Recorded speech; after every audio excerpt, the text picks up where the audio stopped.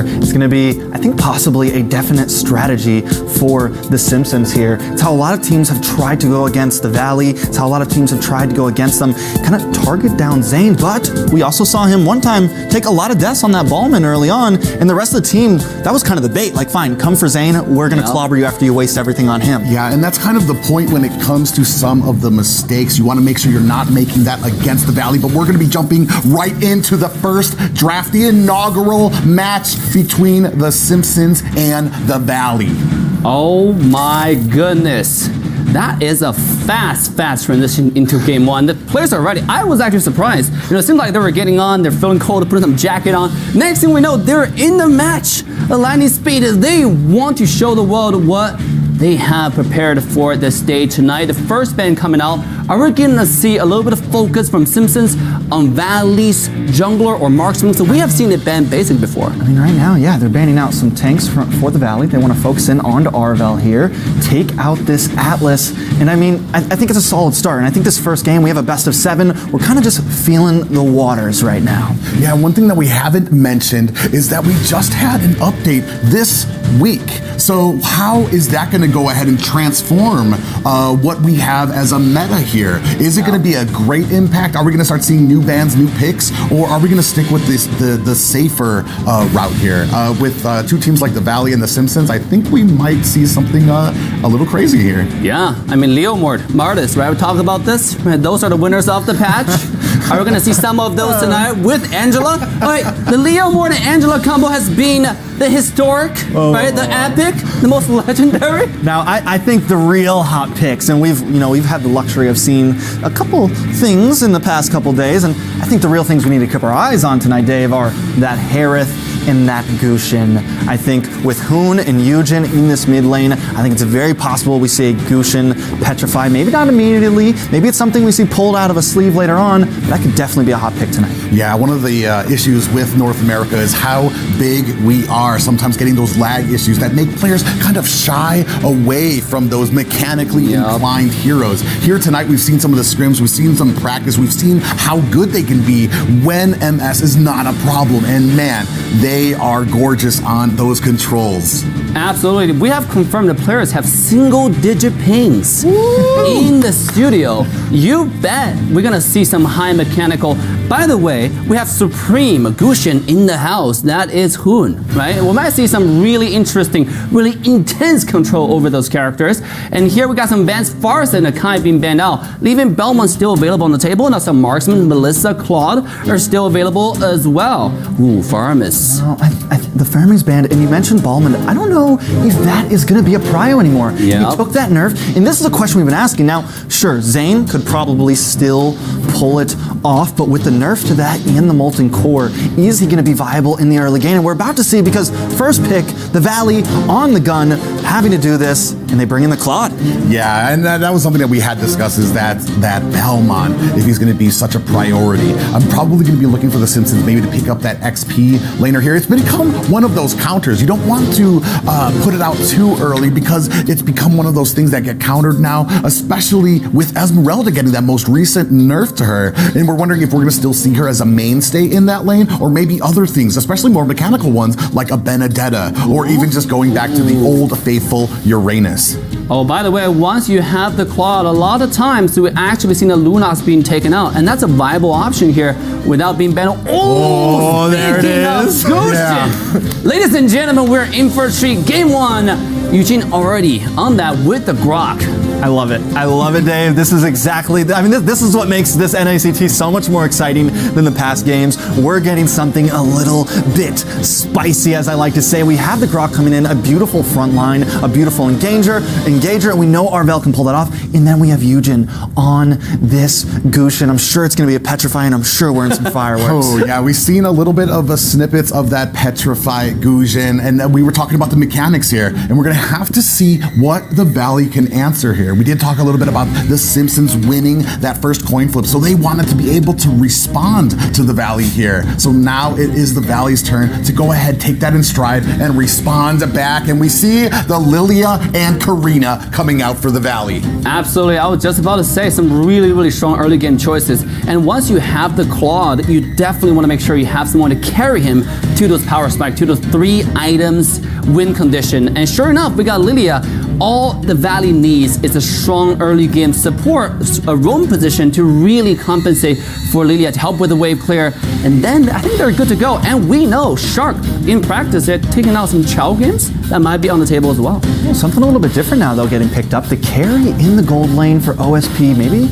I mean, I'm a little questionable about it, but I want to talk about this mid lane, right? The Lilia up against the Gushin, it's something I don't think we've ever seen in the top 8 NACT, right? But I'm thinking that it might actually be kind of a dead even, and Gushin may not do horrible. He has the range to not have to get into the range of those glooms and still clear wave. So if he can kind of bounce around that, he could still be viable in this mid. Now we're coming into the next band stone project. Yeah, and another thing to add on to that is that he can kind of lay in wait before he activates that ult, waiting for those black shoes to come out and then activate that ult to put on the damage onto Lilia. You can take down people so fast with it. The carry, an interesting pick. We were talking about that. I mean, depends on how Yujin does in the mid, what he's able to do to kind of rotate down to kind of support that, because that carry into a Claude, I mean, it's not the most, it's not the matchup you really want. Yeah, and speaking of, by the way, Track, speaking of the Lilia versus the Gushin, you have the Grok really to help out with the wave clear. I think that's going to help the Gushin ease up to the level 4 where he hit the power spike and just dash around. And here we go, we got a Phobius ban for that carry. I think it's a really, really smart ban here in this particular position, because carry does need to dash around. That's the whole damage, that's a whole kit. Yeah, both teams kind of honing in onto this EXP lane. The Phobius taking off, then the Cho to kind of deal with Shark possibly get rid of some of that pick potential. In the Valley, taking out the Benedetta, which I like. We're focused on EXP. We want to make sure Chicken and Promise try to do as well as they can, both teams, knowing that these two characters, though in the early game, aren't as important, you could say. When it gets to that mid to late game, they are the players that carry their teams to victory and open up space for Lords, open up space for big objectives, and make space for these team fights. Yeah, and you were talking about the Cho. We did see little inklings of Shark playing on that Cho before, and especially good against people like Gujin. You can isolate him out, pick him out before he can pick you out from the team there, as we do see now that Paquito getting taken out there. So we have our bans, and we're looking for what we're going to pick here, what Promise is looking for this next pick.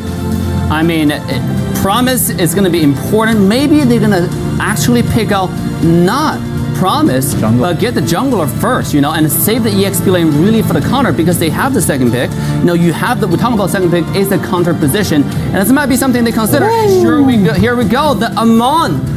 Oh my goodness, the Assassin Overflow. OSP really bringing in some change, really doing things a little bit differently here.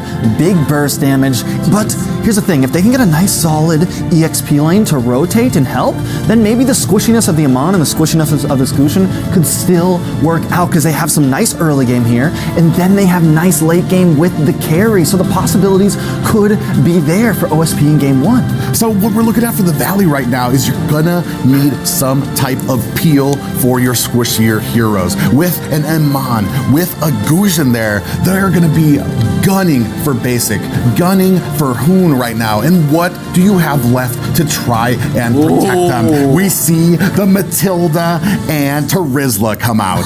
Oh my god, I don't think we've seen a single Terizla until the grand finals in NACT fall season. This is the beauty, and it looks fantastic. I think it's amazing on the side lane. There's not too much counter to it. This is just a beefy tank that has those beefy, really, really good engages if you land it. It's all about clumsiness, right? So what is a good choices to counter this Terizla on the side lane? Are we gonna see Esmeralda, or are we gonna see something else? I mean, we're wondering if the Esmeralda's still viable, right? We're wondering, she got that nerf, and we haven't gotten to see her in competitive play yet. I'm sure in the right hands, she still could be decent, but he's gonna pick it up, so there it goes. This will be the answer. test. But the Terizla, right? I saw him in the patch notes. I see him get this slight buff, and I'm like, I don't know. I mean, he was definitely broken when they revamped him, and like everyone was running him. Then they nerfed him, and they brought him down. But is this something that Chicken's had up his sleeve? Well, and then you have to consider that slight buff to Terizla and that slight nerf to Esmeralda. Does that put them on an even playing field in the XP lane? We're gonna find out here very shortly. Absolutely, ladies and gentlemen. It's time to end the anxiety, sit under a palm tree, get some iced tea, and it is about to go overseas as we are about to step into game 1. What an interesting draft right off the bat, ladies and gentlemen. Oh my God, that was some surprise. But without further ado, I think game 1 is already underway. So let's quickly jump into the Land of Dawn. Yeah, this is it. This is what sets the tone for the rest of the night. If you can get a victory here, you will have that momentum rolling into the rest of the day. It's going to be game 1 here. The Valley taking on the Simpsons. All right, so there's a few things we have to set up front, right? Now, we look at the side of the Simpsons, and it does seem a little bit squishier, maybe even a little bit less mobility than the Valley. So I think the Simpsons need to be careful in these early stages. They need to also be able to focus in onto this gold lane. But if they can take these early stages and get Eugen where he needs to be, there's no escape. There's no escape for Basic with that claw. The BMI is not going to help you. You know, he's going to be able to dash in and get those pickoffs. But wait a second. You see Fly Chicken already putting on the boots to Arville there as well. He was already cutting the lane, and there really wasn't much that the Simpsons could do to stop it. You see him still up there trying to cut the lane, and now we see Shark coming in here to put on a little bit of offense onto there to let them know that he is in their jungle. Yeah, Eugen possibly in some trouble here, and this is what the Valley needs to do. They just need to be aggressive. They need to do what they always do and try to shove into the Simpsons' face. Nice wall there. We are starting things off quite early. Eugen already able to take a kill off of Shark there. We are continuing on the pressure, picking up that gold lane, but you see over in the mid lane, Eugen, a lot of damage gets taken out by Fly Chicken. That is a hype start to this match, Private. It's 1-1 on the board. Gold at a slight lead over to the side of the Valley. Fallen is stealing some camps right now, and Turtle's going to be up in about 30 seconds. And I think right now, the Valley maybe wants to back off. They need to be careful for Eugen. The damage, we're seeing it. We're seeing the possibilities of this Gus. So now they know, all right, maybe we can't be as aggressive as we were. Yeah, I mean, even that, you've got these two assassins just putting on a major amount of damage here, but they need to keep that pressure on, because once you lose that momentum, once you start taking deaths or making mistakes, right here, another, Promise Scott gets away just in time. We have the Turtle coming up here in 2 seconds. We're trying to zone them out. Super Shark here trying to maintain some vision, pulling the Turtle over to his side. We see a wall come out there. Very nicely placed by Arville as well. Eugen coming down here does go ahead and land that onto Hoon. 4 players for the side of the Valley. We don't see enough here from the Simpsons, so I'm not sure if they're going to be able to get it here. We're still eyeing it up there. It does look like it's going to take and be picked up by Mobazane. You know, I think Fallen just made the decision. He stayed by the blue buff. He's like, I'm not going to go for it. There's 4 of them. We had promised back at base right then, and it was a smart play, I think. We don't want to force this, and this makes us feel kind of good for the Simpsons. But the Valley, they definitely have the aggression, and with Shark, I mean, the Matilda, it's been a signature pick of his for a very long time. He takes a mobility hero, and you asked for peel, and not everyone knows how to use the Matilda as peel, but he makes it work so well. From engage to disengage to saving your life with that with the circling eagle. I mean, he makes it happen for the team. I mean, looking at the map here, how many times have you seen somebody outcut a lane on an Esmeralda? We're seeing that right now with Fried Chicken. A little bit of a standoff here in the mid lane, but both teams gonna go think better about this engagement. I gotta say, I like the fact that they're both taking it very slow. We're at 3 minutes now, right? So, I mean, they're moving in. No one making any huge plays. They know lots on the line here to set the stage. I mean, everything is on the line here. And like you said, it's one game. Wait a second, Fly Chicken. Yeah, Fly Chicken in a little bit of trouble. Let's get popped up there. We do see the damage coming down here. He is able to flicker out of the way, and now they might be in a little bit of trouble as Eugen gets taken out there. Mobazane down for the count, and both teams gonna go ahead and separate here. It is a 1 death apiece for both teams. 1 for 1 for 1 for 1. They are going, and Eugen almost getting Chicken a beautiful flicker, but in the end, Mobazane goes goes down now up in this gold lane. For a second, it seemed like Cold World was possibly getting the better, but now that we've gotten a little bit more into this game, we're definitely seeing Basic come out on top. But I think this could be a problem for the Simpsons if they don't start focusing up there. They need to do something about Basic, because that Blazing Duet is going to hurt a lot when we get into the end game. Speaking of which, we have 3 members of the Valley. Cold World actually might be in trouble here. We do see that Circling Eagle does land onto it, and taken down is Cold World without a response from the Simpsons. Yeah, and they're going to get that gold plating. Simpsons do decide to go for the turtle. It's a nice turtle cam there, so we're going to see what's happening down here. Yeah, they are going ahead and starting on it. Not able to make anything happen. In comes Fried Chicken with that penalty zone. Fallen, actually taking a decent amount of damage. Is able to get out of the way, but Eugen able to clean up Fried Chicken. We see what was incoming in with that Shadow Assault. Able to take down Eugen and the rest of the Simpsons trying to disengage. Basic picks up the turtle. Fallen goes down. Next is Arvo on the chopping block. Promise is not long for this world. Gets taken down as well. It is 4 players from The Simpsons down. You know the crowd has chills right now. I have chills right now, and this is the thing about the Valley time and time again. It seems even. It seems like sometimes maybe even they're losing, but you get into this mid-game, and they find that one moment, and they just take a huge lead. And now we're looking at what? 17 to 13, a nice gold lead for the side of the Valley. Now we are going to have a quick promo coming up, so make sure you get your phones out, type in the code. It's only for the first 30 or the first 9 users. Make sure you use that in the redeem link in the description. 9 is not a lot, so have some fast fingers there. We are still seeing at the mid lane a lot of pressure, even at 2v3 right now. The gold about 4K in the favor of the Valley right now, only at about the 5-minute mark here. So the Valley really has to come together here if they don't want to get overrun and snowballed. Yeah, they definitely gotta do something in that. I mean, the whole time the gold has been slowly going up. It stayed kind of at a standstill, but once that big maniac happened, the Valley is now just taken off. So the Simpsons now definitely on a back foot. Luckily, Cold World only has the 1 death, and taking a look at some of these items, Amon has brought in that magic wand, possibility to do some damage, but the Valley doesn't want to give them any space. Ooh, we see a wall come out, does separate Shark from the rest of the team, but he is going to be able to find himself an exit from that fight. So they are still trying to put on the pressure here, still trying to kind of find that momentum, the Simpsons are, especially with the Valley. Right now, 7-3, we're starting to hit that point when they start snowballing into it. Ooh, we do see the Endless Charge land onto him, and he gets cleaned up by Fallen. But up at the top, they're able to pick up a tower. Argo in trouble. Here comes the Blazing Duet, staying just outside the range of that inhibitor tower. Fly Chicken putting on the damage onto Promise as well. And, I mean, they're in a little bit of trouble here. Promise trying to protect this tower as much as he can. Here comes the Falling Star Moon now as well, getting a little bit of shield there, feeding off of it, and only 1 more minion left here means that this tower is going to survive. I mean, Promise is doing a good job, right? He's tanky enough to be able to sit there in between 3 members. Also down at the Valley's orange buff, we are seeing Fallen trying to get the steal there, right? So they're being a little proactive. Even though they're falling a bit behind, they're being proactive on the map, and there still are opportunities. Now, we looked at those items a second ago, and Shark, first thing he picks up is that Athena shield. And I mean, now we're already seeing Eugen not doing a whole lot, and if the rest of the team can just pick that up, that Gushin could become possibly useless. Yeah, we see that Mobazan able to pick up that turtle without any type of reaction, or I mean, not a response from the Simpsons. There's very little that they can do. We see the wall shot coming out there, does pop up 2 members. Endless Charge comes out the turn. He does survive. There goes the Black Shoes as well. Cold World trying to get away. Just a sliver of health left. Fallen goes down there. Here comes the Falling Star Moon. Cleans up Shark, but he does not make it out. Promise goes down there. We do see the penalty zone coming onto Eugen there, and he gets cleaned up quite quickly, and another tower going over to the Valley.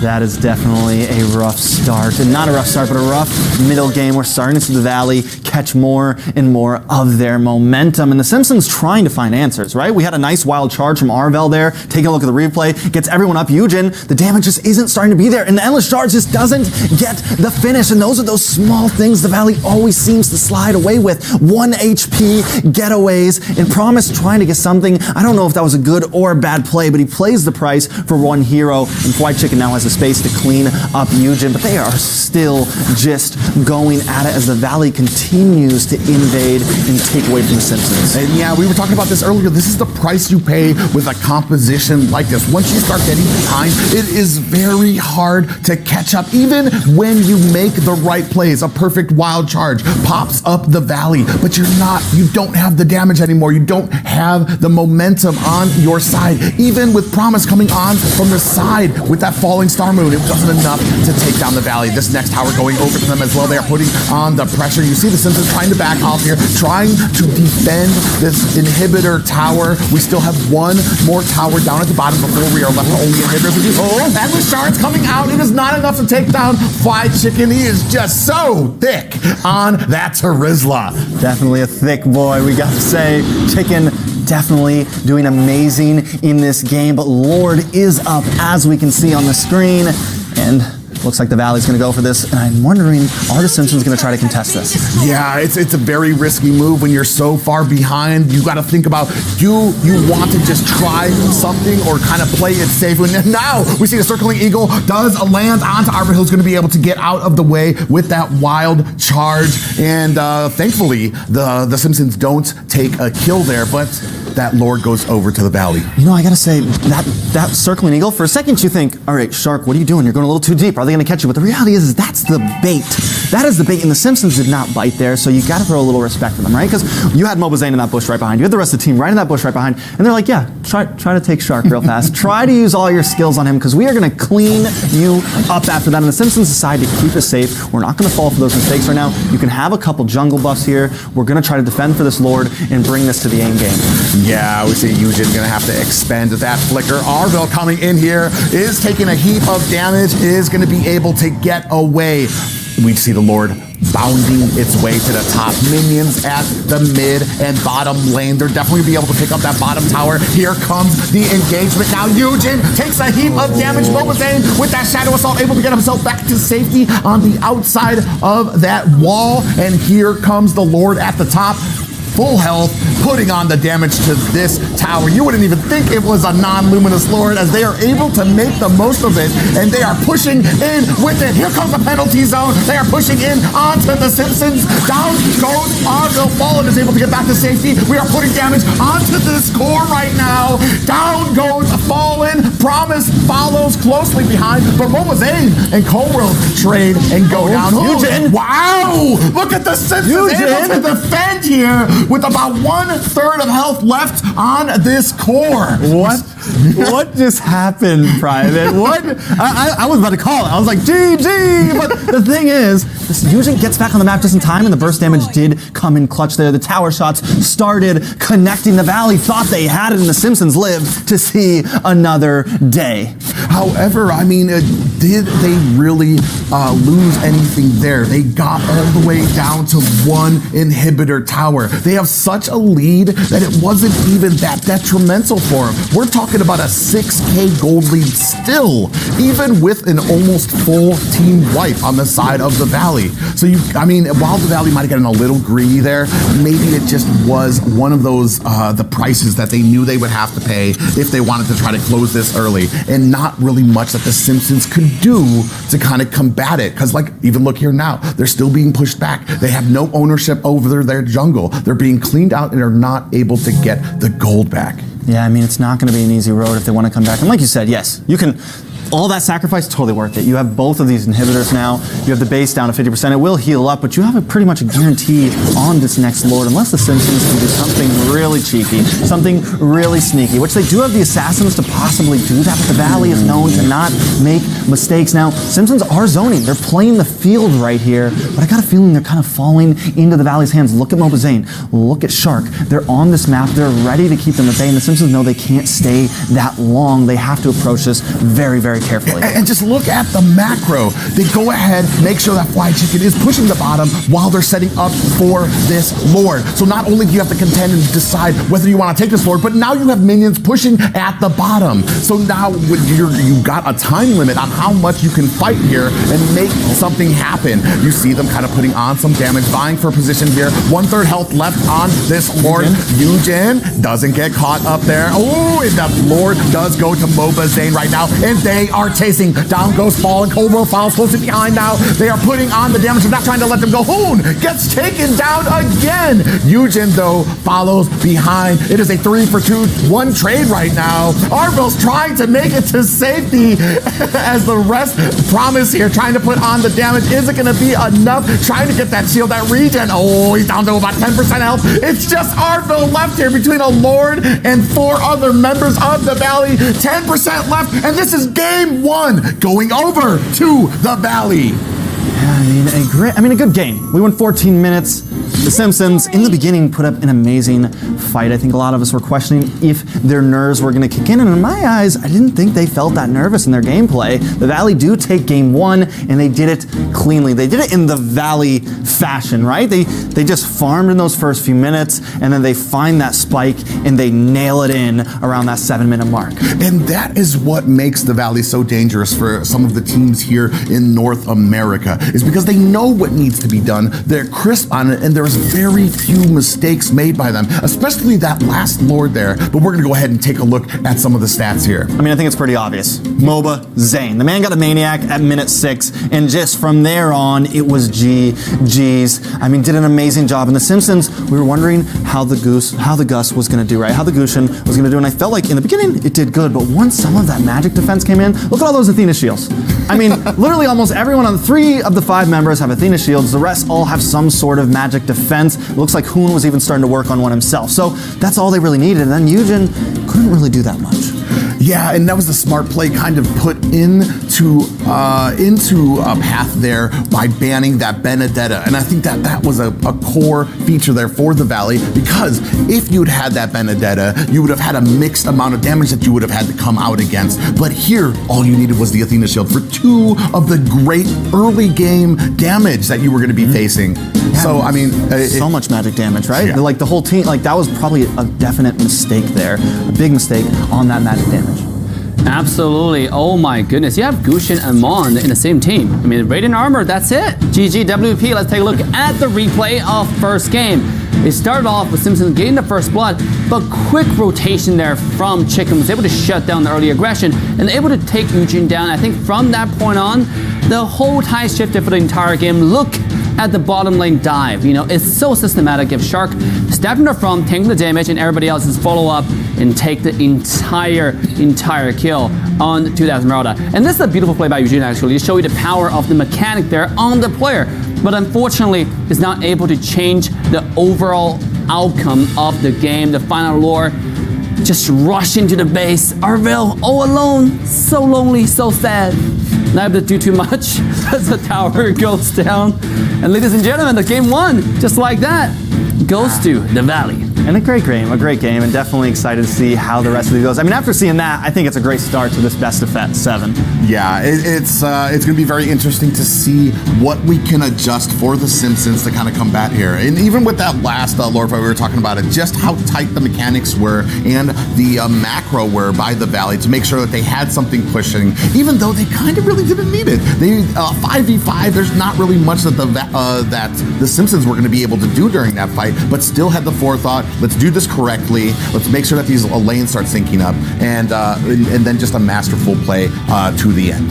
That's the fundamentals for Team Valley that they have mastered, right? You can count on them to show up textbook style, do everything properly. The highlight for me in the particular in game 1 was really the fight next to the bottom turtle pit, where you have Mathilda kind of pulling Zane to the side, and then Chicken taking down 1 HP, able to survive with the flicker. Beautiful execution there. And they were able to turn the whole tide around, get a Maniac on Zane. That was insane, such beautiful executions. A lot of people say, oh, Chicken and Zane has this wonderful, wonderful synergy. My actual focus for Team Valley is Shark and Zane's synergy. That was just beautiful to watch. Shark's always been a monster. And if you guys didn't notice, MOBA Zane was the MVP of that game. They just had his KDA up and everything on the screen. And I think he definitely deserved it. The man did monstrous, but you're right, he couldn't have done it without Shark. He couldn't have done it without the team. And to talk about Chicken a bit, that penalty zone, that Turizla, it was looking pretty clean. We were wondering about it. Nobody's talked about it, but they definitely brought it in, and it did wonders. Every time I saw that penalty zone come in, I was like, oh God, here we go again. And the damage was there, the sustain was there. Is Turizla back? Yeah, we're gonna find out. Absolutely. And ladies and gentlemen, here we go. It's the MVP slate of the Game 1. MOBA Zane, let's take a look of the bio. Yeah, so MOBA Zane, hometown, East Northport, New York. His favorite character will be Yi Shun-sun. Sadly, he hasn't been able to get to play that since about M3, right? Sadly, he hasn't been able to do that for a long time, but his hero pool has just grown so much since M3, and he's learned so many more heroes in that jungle role. It's been such a great thing to see his evolution. Yeah, and that was one of the things. He went from somebody who forced his own meta into M3 to now adjusting to it, and not just adjusting, but mastering it here in North America. Yeah, absolutely. He was a Granger main, Saber main, Granger main, and then played Hellcurt for a lot of time. And by the way, every single hero, every single character Zane got his hands on, he was Supreme in for North America. And I think he was US, I think the world top 2, top 1 for a lot of characters that he played, including Granger, including Carry, and a lot of those marksmen. And now he have evolved, adapted into the current tank meta jungle.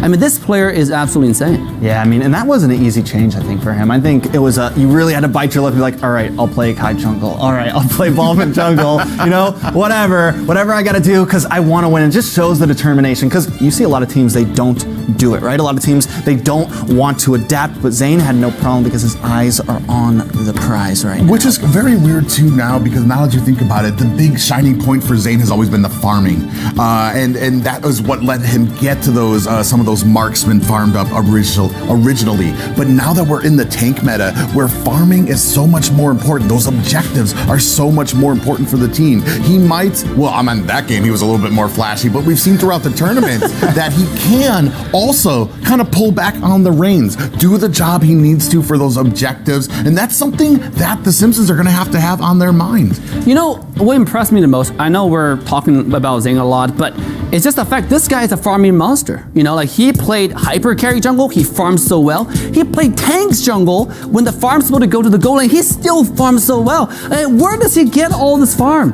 Right? He is always like 3-2 levels, some average ahead of the enemy jungler. Maybe it's Shark. Maybe you know, it's and we were Shark. talking about that. I think we were talking about that yesterday. I was saying, like, you know, Zane, yes, that's the thing about the Valley and Zane in general. And even when everything seems even, somehow they always keep like a 2,000 gold lead across the board. Even when they're down 2 deaths, they keep a gold lead on the board, and it just doesn't make sense. And the thing is Zane has amazing pathing, but also Shark, Basic in the gold lane, and Hoon and Shark in the mid, they always get those waves clears. Their rotations of not just ganking, but wave management in that laning phase and making sure we get these last hits, making sure we get every single minion, and even denying the enemy teams of minions is how they do it so well. And ladies and gentlemen, we got more stats on the desk to show you guys. You can see right here, displaying on screen, that's going to be Fallen, the opposition jungle from Team Simpsons Private. Run us through those stats. Yeah, you can go already see here, 3.0 KDA on him, 35k damage here with a rating of 8.67 here. So, I mean, doing an all right job, but when you're facing those overwhelming, and from the beginning, those overwhelming snowball coming down on you, there's not much you can do to kind of help with your team. You're just forced to watch and wait for an opening, and an opening is not something you see too often from the Valley. Yeah, they just don't give you. And sometimes even when you have the opening, Shark just jumped in with a skill 2. Poof, the guy's gone. Right? It's like a magic show. I mean, I know we're in Vegas, but it might be too early. You know, we're still just in the afternoon right now, and Shark brings the magic to the NACT table. I also want to mention that Terizla, right from the beginning, Fly Chicken already cutting lane. Didn't even wait for that first wave, already in the back trying to cut that lane, making sure that that Esmeralda was not going to be a factor for the Simpsons. Not only that, but I mean, another issue that the Simpsons had, right? That Amon, he wasn't able to pull the magic off, right? Every time he had some amazing damage. Fallen, I mean, 35k in a game where you lose is pretty decent, right? So, and he was bursting everyone down, but he just couldn't get the finish. And that's what happens when you fall a little bit behind on a burst hero like that. You're just not able to get the finish, but here we go, Dave. Ooh, ladies and gentlemen, it's time to fasten our seatbelt because we're jumping into the second game, Ben Draft. Oh, I am so excited. I mean, Yes, Simpsons had a little bit of an issue, maybe getting a tiny bit outdrafted. Just that little play, banning a Benedetta, making sure that the only recourse that you had was to pick another magic damage. So, gonna see what the Simpsons able to answer with here. I mean, they have to do something here, right? So the Simpsons gonna not do anything too crazy, not target ban up front. They're gonna take out the Decay, and I think it's still, whether he used it or not, the Decay's assault ban, because Shark or Zane can use that. Can be viable for so many roles. The Valley gonna take out that 1/1, continuing to ban that out against Promise. And by the way, I just love the fact Shark has a hand warmer in his hand. By the way, the studio is fantastic. And as the players are so relaxed, they're ready for their tournament. You don't see a single bit of stress, on these players, right? Like everybody, even on Simpsons, when we capture some of the players, I think everybody's excited to be here. It's such been a fantastic event. Before the tournament, we have everybody is hanging out in the studio. Oh my goodness. But coming back to the draft, this is a tank focused. Look at this, Atlas, Akai, what's going on here? Well, I mean, you have these picks that can sometimes, especially when it comes to setting potential. Maybe on the Akai side, we're talking about something that can upset you kind of going in and engaging as well. So they're trying to take those tools away from Shark. And especially with Akai, not only on Shark, but on MOBA Zane, who's shown that he can use that to kind of zone out the rest of them to a degree I have never seen when it comes to some of these objectives. We do see the Valentina. I mean, I don't know if we're ever going to see another Valentina game, because she is just, they have been nerfing her, and she still has been just so powerful and just changes so much of the landscape for these matches that it's just safer to ban her out than making a complete composition around her. I mean, looking at these bans, you can definitely see which teams, like who we're worried about, right? OSP really focusing in on Zane and Shark. On the side of the Valley, they want to focus in on Eugen and Cold World. We know that Cold World has carried games in the past. We know his gold lane can do well. And even in the last game where the matchup was a little iffy for him, he was able to perform well against Basic. And I mean, seeing Eugen on the Gus last game, you definitely don't want to let him on a Valentina. Ooh. Yeah, Valentina, this character, just the fact that you can copy everybody's ultimate, like go at your will, and it just show you the power of the queen. And here we go, ladies and gentlemen. You saw the cup, right? The trophy, the NACT trophy. That's right. I think it's the most beautiful trophy in my opinion, right? Like, dude, after the tournament, try to go hold it. That baby is. I mean, you saw me. I was holding it in the desert. It's heavy. It's heavy, guys. It's a very, very Track's heavy out of here. trophy. A beauty matched only by this beautiful Poker Go studio here that we have the players in right now.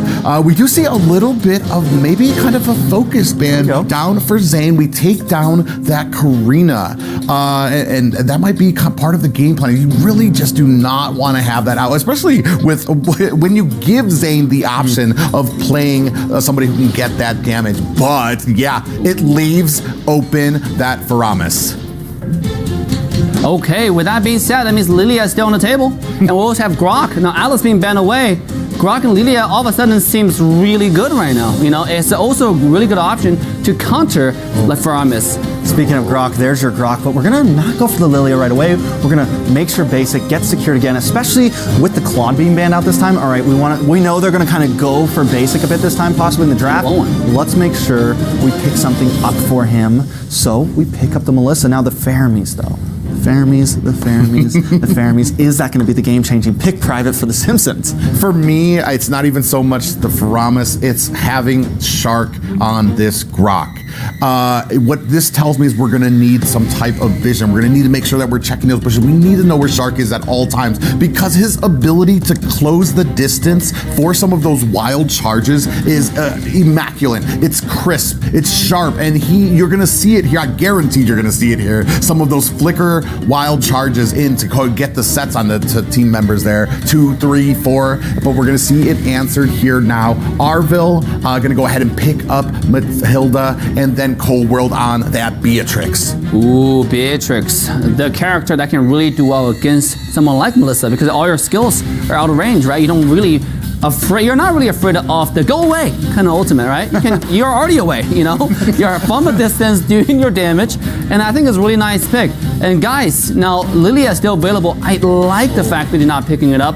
They are going for the Paquito. Understand they have the Grok. They really have the option for their mid lane choices here. Yeah, and I mean, even the Paquito, they have a lot of options with that as well. We know Chicken can do great on in the XP lane, or we can end up giving it to Zane. So they're leaving themselves open right before this next phase of drafts come in, which is really smart. Now, looking at this Faramis and this Matilda, a lot of movement, right? A lot of mobility, but also a little bit squishy in these early stages. And knowing how the Valley likes to be so aggressive, is that the choice we want to make? Yes, they can get the vision, but they have to be careful about it, right? Because Shark doesn't just, he doesn't just attack with that wild charge. He'll sit in a bush and wait for you to walk in. Like, you really have to have all eyes on him, because he is not just that engager, he is the ambusher.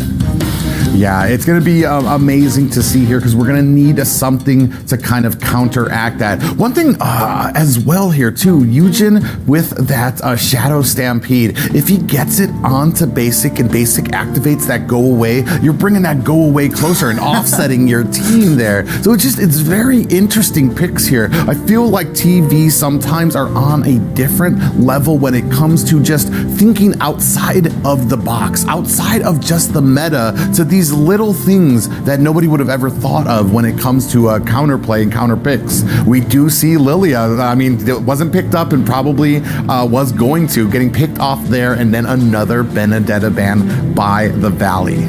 Ooh, interesting bet. Farsa being taken out as well. They're really targeting the mid lane, knowing that you have the Grok, right? Like, we have a lot of choices, and taking out a Farsa can take away the threat to Faramis. It seemed like OSP Team Simpsons, they are thinking about the next step.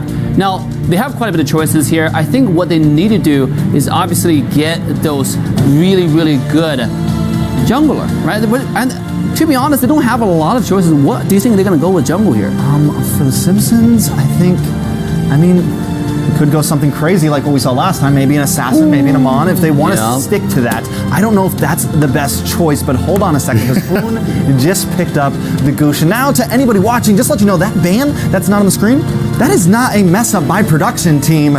They decided not to do that ban. I don't know if it was purposeful in a sense of we want to leave more open for ourselves, or maybe a jab in the stomach, a mental game for the Simpsons. You know, an amazing thing here, if you look Guzhin up in the Mobile Legends dictionary, you're going to see a picture of Hoon there. So this is something you need to worry about, especially, I want to say you have two characters, especially in that mid lane with a Shark on the Grok, Hoon on this Guzhin. You're going to have a fast clear. You're going to have fast rotations, and then that mechanical ability from Hoon to be able to support those side lanes very quickly, even if you fall behind on some of those side lanes. So, oh man, look at these next picks. Oh, how can we forget about the Barats? And I have to say something about Promise Lapu. Last time when they're in the loser bracket finals, he's Lapu 1 versus 9. Everybody saw it. It was just so good. And today we're going to see Lapu on the stage going onto the side lane. Oh, is that a Grok on the side? Yes, that is a Grok in the EXP. The Valley getting very, very interesting here, and this is why we love Mobile Legends, right? This is what we're waiting for. We're hoping to see some amazing picks. We're hoping to see some big changes with these patch notes, and they have brought it to us. But I want to talk about OSP now.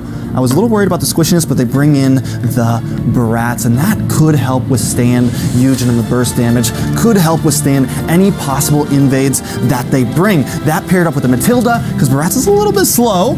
You can get him around the map a bit faster, get him into the midst of your enemy, and possibly make the game in your way.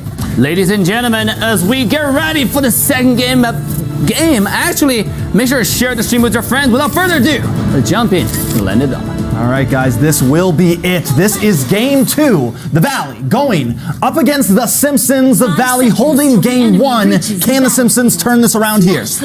Yeah, it's going to be pretty interesting here as well. That switch up at the end for Flied Chicken to get on the Grok. A little bit of a 4 or 5 head strategy there by the side of the Valley. I mean, we're starting off now. We're going to go ahead and put a decent amount of damage onto that red buff. Help out Mobazane to kind of keep up. Did he? Was he able to get it? No, he was not. Not against Mobazane.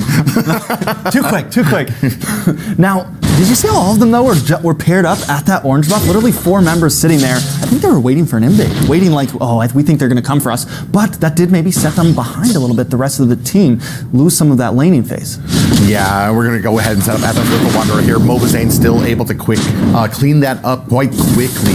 And just right now, you're starting to see Shark. He's pressing his advantage. But the thing here is we're going to have a great setting potential by the Valley. You're going to have that Numenon Blast. You're going to have that Wild Charge. So much CC from the side of the Valley. And what are the Simpsons going to be able to do against that? You're going to have a Cult Altar, but once you get back up, I mean, you still got more CC you're worried about. You know, every time I see that target land on someone from Hoon, I see that knife hit the enemy, I get nervous because I'm like, oh, is he about to engage? Is this about to be it? And honestly, like, you have to be a little bit nervous, and the possible engage, Shadow Stampede does lock on to Hoon, brings him down to about 50%, but nothing too major. Here comes Mobazane though, into the mid lane as well, along with Shark, and you mentioned it, Shark can definitely be a threat on this Lolita.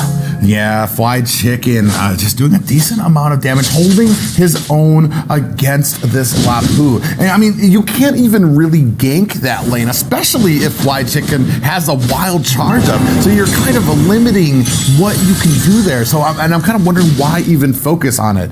We see a little bit, oh yeah, I was about to say a little bit of engagement up at the top, but down at the bottom, we do see Basic and Cola going at it, but now we're starting on this first turtle. On this turtle, Shark is trying to make pace with it, but Simpsons are holding down strong. Zane coming in, the wall is out. Shark does not make the play, but Fallen takes Turtle. Nice wild charge. Out comes the Daytona's welcome. Does not lock on, but is a battlefield. Numenon Blast lands, and the Simpsons able to take out Fly Chicken. Valley now on the run. Simpsons take first blood once again. Yeah, first blood. Wait a second. Arvel deleted. Hoon picks that up. Yeah, Hoon answering back. You can never take a breath around the Valley. Even when you get that first kill, you need to be on your tippy. Oh my God, look at that damage onto Basic.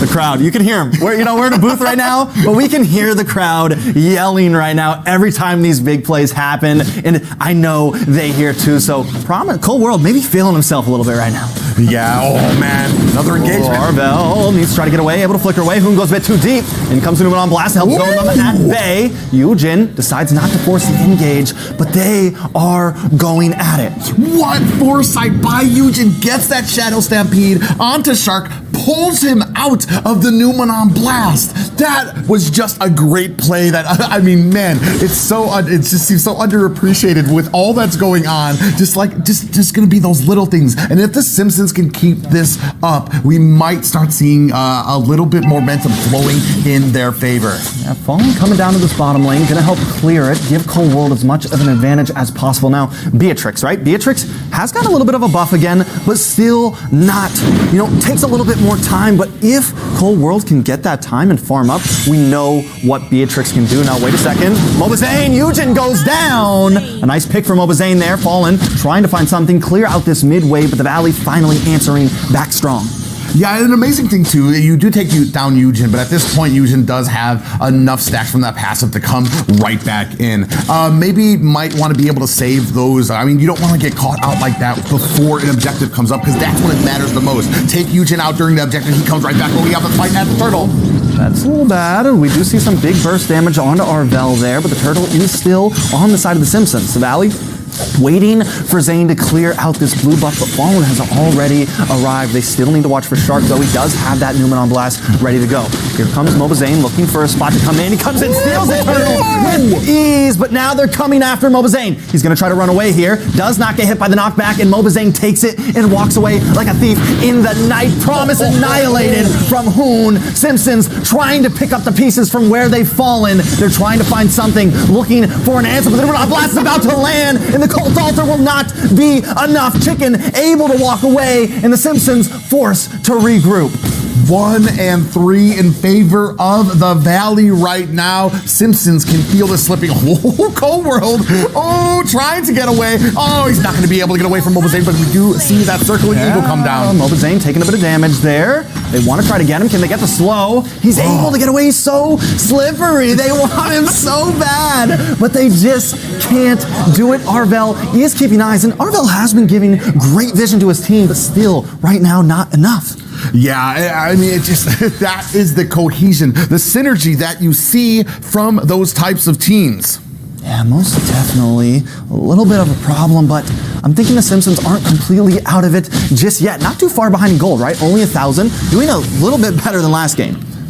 Yeah, our Fried Chicken doing his best, warding away Promise here right now. 1-4 game, and about not that big of a gold lead. Simpsons still in it, still alive, but they need to have an answer because I feel like the later and later we get into this game, the more and more those sets, those wild charges, those Numenon blasts are going to come into play here. Oh, wait a second. Going on to Promise. Promising damage. Promise picked off the map, and these are the picks we were talking about. These are the problems the Simpsons need to find answers to. They can't keep letting teammate after teammate die across the map. Yeah, and right now it does feel like they're playing a little bit of catch-up. Just a moment away from some of these rotations. Let her fight at mid. On blast gonna land. Shark able to get it onto Eugen. Colt Alter comes out. Eugen still not able to get away. Eugen goes down. Shark picks up the kill. Zane gonna move on to this blue buff now as Arvel continues to get vision, but there is some first towers going down on both off lanes for the side of the Simpsons. Arvel taking a bit of tip damage here. Cold World has entered the fray here, ready to play. The turtle is up. Both teams going to try to battle out for this basic. Zoning away, but a nice pick on Eugen. Cold World goes down. Circling Eagle comes out onto Fried Chicken. Can they get the finish? They want him. Zane here as well. Promise goes down and Ruined, and now Fallen at least gets the turtle. It's a 2-for-1, but a turtle goes to the Simpsons. Yeah, and unfortunately I see a lot of damage going on to Fried Chicken. And that's kind of the problem here when you have these two tankier players on the team there, because I mean you're putting damage onto like Grok, and even though he's low, in the time that you're putting all this damage onto Grok, you could be focusing on another character a little bit more squishier that you can get down a lot faster. And right now the Simpsons in a very tight spot. Still not as bad as game one. They have gotten a little bit better here, but wait a second. Hoon looking for something. Goes back in Arvel. In the midst of everyone though, Colt Alter comes out. It's a bait. Hoon has bitten, and he pays the price for that one. Going a little bit too deep. They did that very, very well. Yeah, we need to see more of that. We see the Valley kind of coming up here. Fried Chicken throwing out that wall. Eugen could be able to pull him over. He is not, especially with that passive from the Grok. Good thought. Unfortunately, Grok had other ideas with Fried Chicken at the helm. And they're doing such a great job right now. The Simpsons are still in this. They just need to be a little bit more tighter on some of these engages and some of these rotations, because you cannot leave some of your players alone in some of these lanes. As we move out of this laning phase, we're gonna start seeing where these team fights are gonna go, especially with those setting potential from the Valley. You know, talking about players though, Shark right now, with that Numenon blast, has just been landing them back to back to back. Shark has done an amazing job at creating the space and making the plays happen for his team. Yeah, and you can already see here, picking up that Malefic Roar. So we're going for a damage Grok here. Even though you got the damage on it, you know that new passive from Grok, every single bit of physical damage. The Tona's welcome does land on Zane here, but he wants to get him away because he doesn't want this fight. The Colt Alter comes out to help Fallen. The wall comes in, gets a silence on Fallen. Fallen still up and going. Wait a second. Shark able to get the pick, able to get the stun. Promise trying to fend them away. All the Zane decides, maybe I don't want this. The bravest fighter comes out. Down comes a stun, but Fried Chicken's there too early. The wild charge helps seals it. Luckily, Fallen does at least get his orange buff there, but still not enough. 3-9 game right now, almost a 4K lead for the Valley. We're at about the 9-minute mark here, still trying to see if Simpsons can kind of pull it together, especially for this first lore. Do you want to engage on this, or is it a safer option to just let the Valley have it? I don't know, it's gonna be hard. Here, 80 some distance, Tona's welcome does not land. Zane, very, very low. Zane goes down, Whole World picks it up. Fallen moving on to this, but he's also taking too much damage. Numenon Blast comes down, and now the Simpsons are pushed away from this lord, but no retribution on the map. Someone's gonna try to get sealed. Mason takes it. The sniper does not succeed from Cold World, and down goes Arvel. A nice try from Cold World, but he shoots it off a little bit too early. The forethought from Shark to know. They already knew they were in that bush. They didn't engage. They wanted to bait them out. Let them think that they had it. But we got a special surprise for you guys. Redeem this code to get a free Magic Dust and tickets, limited to the first 50 users. Redeem the link in the description, guys. Yeah, I mean, those giveaways are the only thing that are keeping these Simpsons fans up right now, because the Simpsons are getting pushed into their base. But the Valley fans, they are loving this. Lord coming in. Lord trying to make a move, but the Simpsons are able to bring it down very low, luckily. So the Valley not getting too much out of this. The lanes weren't that sunk up, right? So at least the Simpsons can defend. This game may definitely be a bit longer than what we saw last time. Yeah, we just see another engagement on there coming in. So, I mean, it's rough right now. 4-11, and the Valley just having just plotting around here. And even now you can see them getting into that purple buff. Darville powerless to be able to kind of do anything. Cold World. Off map, off cam. Cold World goes down, but wait, Hoon. They've been in a bad spot. They're trying to get him, but he's able to walk away once again. Newman on blast is landing. Cold Salter comes out, but still not enough. It is a full team wipe other than Promise. 4 members down for the side of the Simpsons. The Valley are going to move on to this tower now. Maybe they try to end this here. They do have the canyon. Luckily, these towers should be able to fend Eugen. Back on the map, Promise goes down. Basic picking up that kill, and the tower will fall. Eugen all alone against the world. This is looking very, very dim for the Simpsons. Sigh of relief from Eugen as the rest of the Valley disengage from that. But we do have the rest of the Simpsons starting to come up now, and they need to have a plan here. You can see right there, other than the early game here, it has been all the Valley, especially with that gold lead. You can see right here, it's about a 7K right now. So, I mean, what do the Simpsons have to do to kind of put this back into their favor? I mean, we have seen the damage starting to come from Cold World. They have been able to get Mobazane. They have been able to get these small picks here and there in some of these team fights. They just need, I think, bait that Hoon again. Try to bait Hoon again. Try to use your brain. Like, try to really, you got to be meticulous going against the Valley. You can't just meet them head on. Because I think we all know the Valley has a bit of a mechanical presence over the Simpsons. So if the Simpsons want to win, they need to come at this at a strategic base. Now, the Simpsons trying to keep them out of their own base, speaking of it, but the Lord will be up in 14 seconds. Yeah, so it's going to be a lot of defense you have to have on the Simpsons here. And we've talked about this before. You're waiting for a mistake, especially when you're this far behind. You can't win team fights. You can't get caught, because if you go out there alone, the Valley are gonna know it. Oh, we see a little bit of engagement here. Wall comes down from Fly Chicken, but they're not ready to go into this fight. Oh, but here we go. Hoon gets a big burst damage. Eugen instantly deleted. Does not have those stacks either. Wait a second, Lord. He is low. Fallen gets knocked up. Fallen takes the Lord. This is huge. This could deny the Valley of winning this game immediately. But wait a second, Simpsons need to try to retreat quickly. The Valley are angry. The crowd comes in. Numenor Blast comes down. And the Simpsons are getting wiped. It's a full maniac. Nothing but the Lord stands. And the Valley could take this game here. Eugen back on the map. Use the Wild Stampede, but Eugen is bleeding. No. The crowd is wild. And the Valley will take game 2. What an amazing turn of events there. Even when the engagement goes perfectly for you, you're able to get the Lord, the Valley answering back and able to go ahead and push into the core. That is insane. Oh, this just shows this is the Valley, right? This is Shark, this is Chicken, this is Mobazane, this is Hoon, and this is Basic. We were worried about them having some synergy. We were worried about bringing in, about having 3 members from one squad, 2 members from another coming together, but right now they are just showing they have the synergy, I think, to bring this forward. Not just the synergy, but we're talking about draft. We're talking about strategies. I mean, what has everybody in North America been talking about when it comes to North America going to M4? You need a coach. You're going to need strategies.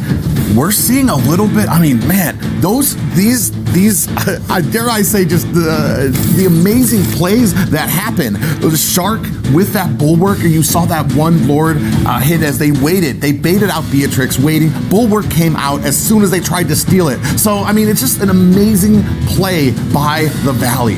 Okay, so breaking down into some of these stats, I do say Simpsons did better than game 1, right? So maybe we're seeing a slight upscale, right? We're seeing that graph go a little bit up for them. Maybe in game 3 they can pull something out here, but the Valley continues to be something to be reckoned with. Mobazane does take the MVP, but honestly, in my opinion, Shark, man, that man was a monster with that Numenon Blast. Yeah, it sometimes comes down to the points and how Moonton likes to give away those, because you can't really put a number on some of those setup potential. An excitement, Private. You can't put a number on it, but man, those sets, the potential, just the reads from Shark, it's just amazing. Like I was talking about, even some of those fights out there. What do you do against a team that always seems to be a step ahead of you? Dude, I want to give some shout out to Hoon, to Chicken this game, right? Those mechanical outplays. You've seen Hoon actually finding time after time the solo kills on the Promise on the top lane, and also Chicken with the engage wall charge at the right time. You can see this is the top lane. One more time, the beautiful synergy between Hoon and Chicken. That was just beautiful to watch. And here is when Hoon take the bait and jump in. Nonetheless, I gotta say the mechanic, this is why the Valley is such a force to be reckoned with, because every single one of them is a star. It's not the entire team. The synergy, we talk about it, the caster talk about it, but dude, the skills on those players are just absolutely insane.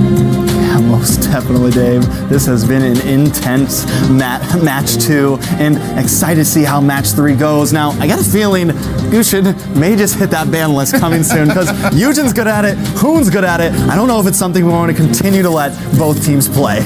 Yeah, especially for a ban list, because it's not, I don't know if it's one of those #1 picks. So you're basically essentially giving it to the other team on that second half of that first draft.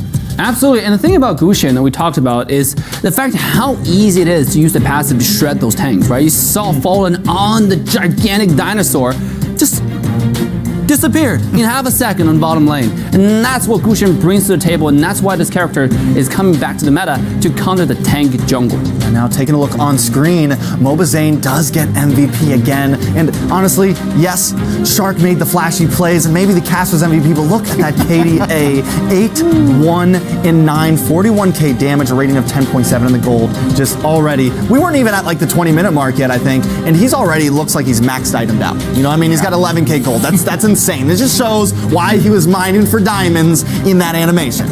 Yeah, and we talked about this before, even when Zane gets taken out, the rest of the Valley can kind of close ranks around the team and still be able to push forward. Yeah, every step that you take against Team Valley, you'll be punished to the full extent. You have to be better, be prepared before you take those steps, because this is really gonna be careful, especially when we talk about the Numenon Blast. You see how patient Shark was for the counterplay, right? He had it in his hand, he just wasn't using it until the very last second when he can make those game-changing ultimates. And you're completely right, because every time you use the Numenon Blast in that game, it was like halfway through the fight. Yeah. You never used it as like, all right, I'm gonna use this and y'all are gonna attack. It was, the fight was going, Shark makes Chicken makes the engage or something, and he just waits. It almost looks like the Valley's gonna lose the fight for a second, but then the Numenon Blast comes crashing down and they clean up once again. Another amazing thing too for me is what I am seeing from Shark here on the XP lane. Not those same Esmeralda, Uranus, Dyroth picks that we usually see up there. We're seeing just these very outside, and you don't really even question it. It's as soon as you see that it's in the XP lane, you're like, oh yeah, that works too. And he's just been doing amazing on it. Yeah, speaking of the XP lane, here we have a little bit of stats for y'all to compare the XP laners in this grand final. Take it away. Okay, now looking at Promise, sitting at an average of 4 kills right now, above Fried Chicken. And though Fried Chicken has been making some great plays, and this is the thing, a lot of the members of the Simpsons do great singularly. They have decent stats. They're able to get nice average damage, but the problem is they don't always come together as a team, and the Valley is going to take advantage of that time and time again. Yeah, and this is what we were talking about. It's not just about those singular lane matchups. It's about what that person, what that lane brings to the team fights. Absolutely. Here we're taking a look of the in studio of the players. They look relaxed. They look happy.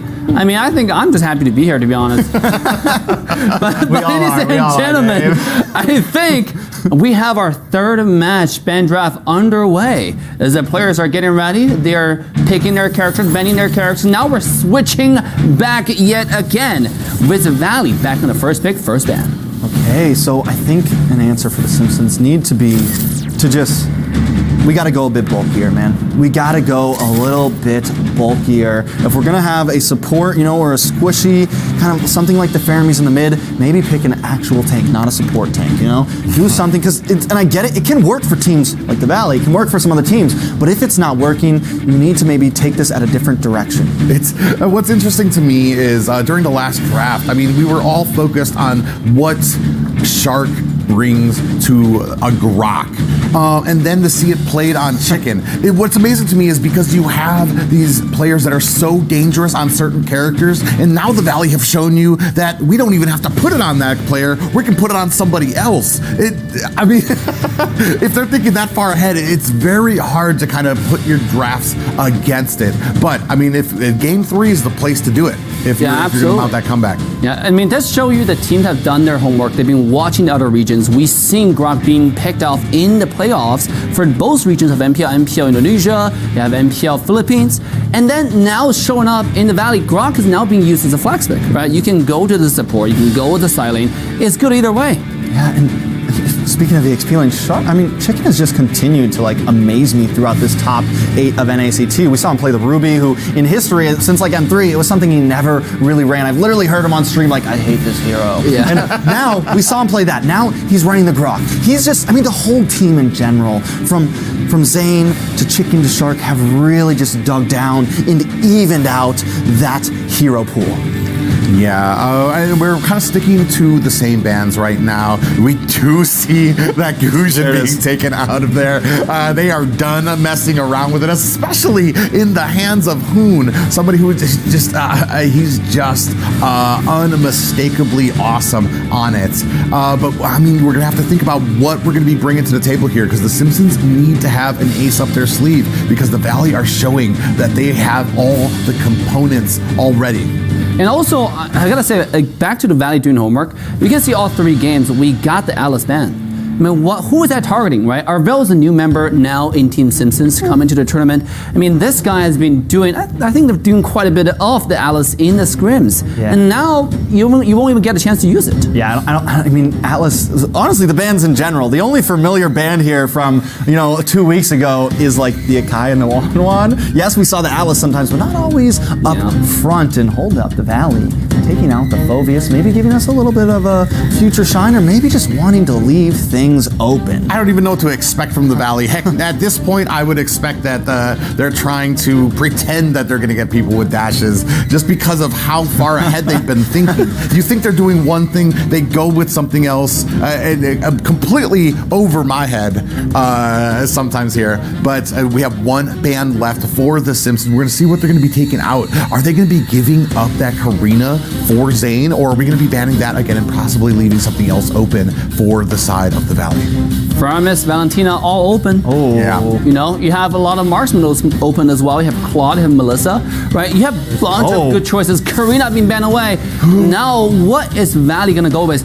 I think they're not going to go with either or, right? The Framis or the Valentina. Maybe, I think again, this time it might be a Lilia, because you have another 2 marksmen on the table. Claude is also a really good choice because it's really good against Melissa. They pick Valentina. Up Valentina. I think they're too scared because it's like, do we pick up something else good for Zane or good for basic, and then give over Valentina and something else? Like Valentina itself, and I think that's what the Simpsons are thinking. Valentina itself, not too bad, but you give away 2 picks in this first set, it is rough, right? So the Simpsons did make that call. They make this gamble. They know that either they're going to pick that or not, and it sides they do. So the Simpsons, I'm surprised they're kind of taking so long on these picks. You think it's like, all right, we leave it open. We should already have our 2 picks ready, but they're definitely taking their time with this because they know after this we're coming into match point if they lose this one too. Yeah. And what's amazing too here is that I feel like they're kind of baiting bring out this Faramis, because I mean, basically that's kind of the only thing you have left, so that you can match out that Cult Altar, kind of keep Hoon busy at least with that, so that you know he's going to be taking that. So, you know, instead of like now having to watch out throughout the entire team what they're going to be taking from you. But we do see Arvel going to go ahead and pick up that Cho, and then Claude on from Cold World. Now, are we going to see both Valentina and Faramis being taken out by the Valley? We've seen it done before. I mean, especially with the tankier jungle meta, Karina being taken away, you still have quite a bit of option, right? The Dinosaur is on the table, and also you have Thamus. A lot of options available right now for the Valley as a tanky jungle option. So going with something like, you know, a Faramis support might just be. I mean, it definitely could work, right? But but honestly, the weird thing is, and we've seen it work overseas. We've seen a lot of teams do it, but here it's kind of been like a curse. Yeah. Every time a team picks up the Valentina and their Faramis, they stop it. That's not real. That is not real. Basic picks up the production. Anyways, Basic picks up the Mia Fried Chicken on the Benedetta. Look at Promise. He's like, y'all, are you guys really doing this? You guys are serious? This is what we're doing in game 3, but the Simpsons are gonna play this out private. I remember your first talking. pick? I remember I even asked Chicken once about where he thought the Benedetta was, and he said, you know, it's a respectable pick. He just hasn't pulled it out because he hasn't been able to practice on it when he's had so much lag. Now we see him the opportune moment. We just single digits out here in beautiful Las Vegas in Poker Go studio, and also apparently the opportune time to pull out the Mia. Hey, I think Mia is a great pick. All right. I don't know. I don't care what you guys think about Mia. I think the OG character deserves its highlights, to be honest, right?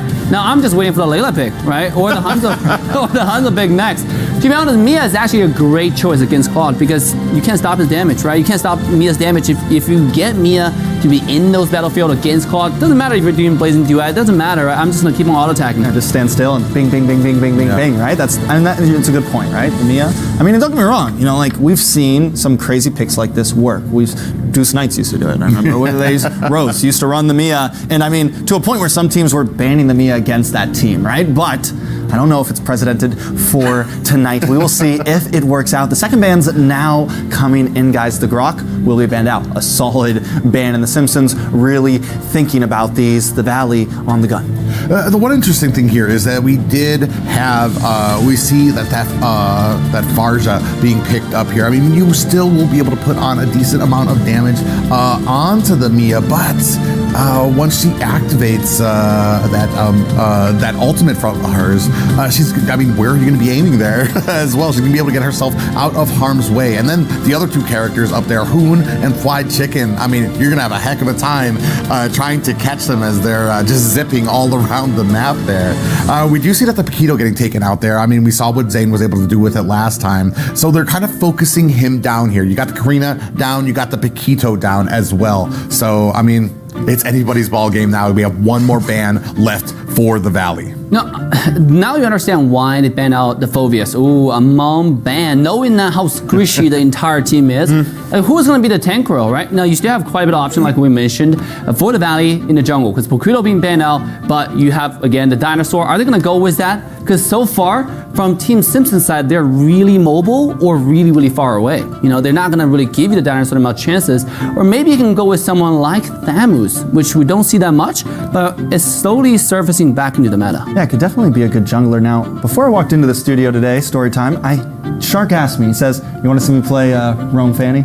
I'm just saying, we see a Mia pick, we might see something insane tonight. I don't know if it's going to happen. We'd also been wondering if we're going to see the Harith or something like that. This may be the game the Valley can do that. They get to test some things. They have a 2-0 lead now. Promise, locking in this Dyroth. Bans are up, and I like the Dyroth in the EXP, and also, if they really need to, they could flex it to the jungle. Yeah, I like it in the XP as well, but do you like it against a Benedetta who has the potential to kind of get behind you where Dairoth kind of is at the weakest when he's starting to set up a lot of these abilities, setting up that Abyssal Strike as well, or the Abysm Strike as well. So it's going to be very interesting. You're going to have to play like one of the greatest Dairoth games to be able to catch Benedetta in that lane, and not just that. The YSS. YSS and the Jawhead. The notorious, infamous is finally being picked. And by the way, I just want to say Jawhead, again, has been heavily focused on, or prioritized, should I say, in MPL and other side of the globe. So here we go, being taken out by Shark. Very, very good choice. And also Jawhead does really well against Claude. If you don't purify at the right time, you can get an entire skill combo canceled. And ladies and gentlemen, the last pick, the link coming out today in the grand final, the finale of NACT.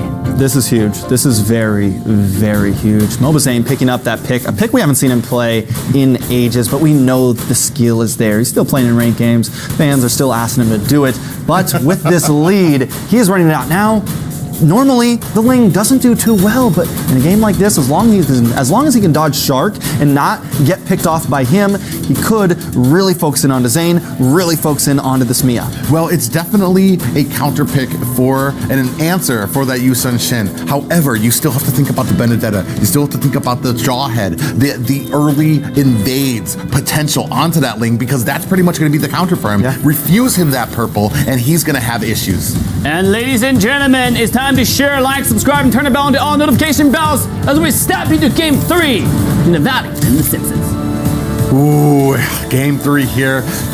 It's a make or break for the Simpsons here right now. A very unorthodox draft from the Valley here, but we're gonna see if the Simpsons have what it takes to push this out. I mean, this is the game they can do it, right? This is the game the Valley wants to make things interesting. This is the game the Valley wants to test out some things, you know? If they win this, they could go to world stage, and what a better time than when you have a 2-0 lead to bring something fresh on to the table. Now, the Simpsons, with Fallen on this Ling, I think it's going to be very important. Arvel as well on the Cho.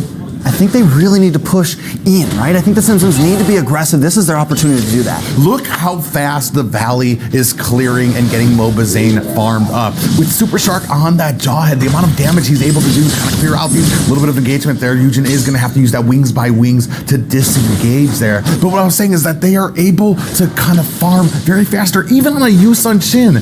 With Shark on that Jawhead, you're basically filling in the gap that has been for the marksman, and that's their clear speed, their rotations, because Fallen still is not going to be able to catch up if you still have Shark there assisting Zane with all that damage he can do with the jungle. Ooh, Fried Chicken having a little bit of trouble against this Dairoth, getting brought low. I think as we progress, though, onto this level 4 once the lane phase gets through, Fried Chicken may be able to keep up with Promise. He's just going to have to watch out for that following skill, right? He needs to watch out for that big dive, but he has the abilities with that Electro Final Blow to kind of phase out of things, to escape if he needs to, but Shark... Ooh, we do see an ejector onto Arvel, who's going to go ahead and Jeet Kundo his way to safety.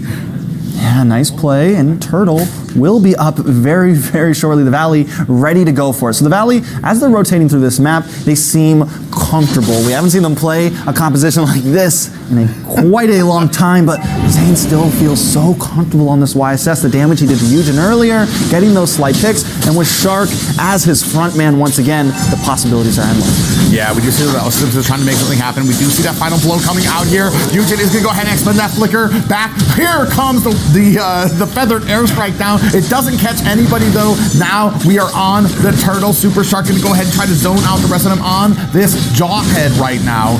We do see the damage coming on there. Down to about a third health. In comes Fallen. Down comes the Tempest Blades here. He is able to pick up that Turtle now. Coming in on top of the Valley. He is able to get away scot-free, and nobody loses a life there. So Fallen picking up a Retribution steal there, and we saw him do it to Lord last time. It seems like the fingers are getting a bit quicker. Maybe it was cold, maybe those hand warmers are finally starting to kick in, because he tapped that Retribution on time, able to make sure he out-retries the Valley there. So the Simpsons starting to gain a little bit of a lead here, and Basic goes down in the top lane. Simpsons picking up first blood for the third game in a row. Yeah, final Coldwell comes out there. Oh, an ejector does land on the Promise. Who's going to go ahead, activate that that flicker. Oh, it's cleaned up, taken down there. But so they are able to trade kill for a kill, 1-1 here, and it is a tie game here, even with the gold, folks. Now on screen, once again, get out those phones because you can redeem the code on the skin now. The redeem link is in the description, and only the first 30 users can get that. So get hype and make sure you come right back. Now on to this game. It's 1-1. Simpsons still below on gold here ever so slightly. The Valley, man, we say it over and over. The farm rate is just so intense, but the Simpsons definitely have a huge opportunity in this game. We just saw them pick off Basic. We've seen them. I mean, the possibilities are there.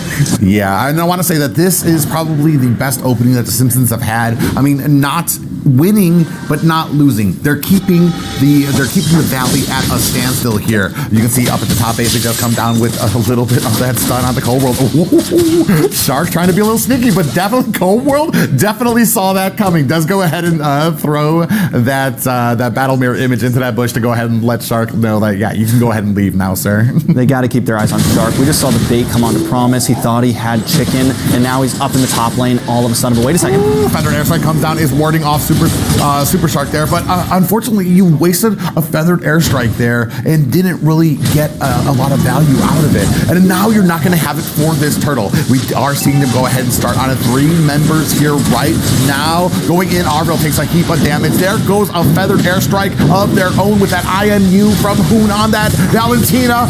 Promise comes in, is able to get that turtle. There goes the final blow right now. Arville is going to go ahead and disengage there as well, so no kill just yet. Oh, as I say that, Cold World is getting chased down right now, but the rest of the Simpsons coming in to go ahead and escort him to safety. Promise trying to take the throne of Retri God there, stealing that turtle away. A nice play from the side of the Simpsons there. Now, the Valley still holding it though. Taking a look at these items, we are seeing Claude getting that DHS in from Cold World there. So some damage is going to start being input onto Shark here. Going to maybe start helping defend, but taking a look at Mobazane with 3,300 gold, a full 400 ahead of Fallen right now.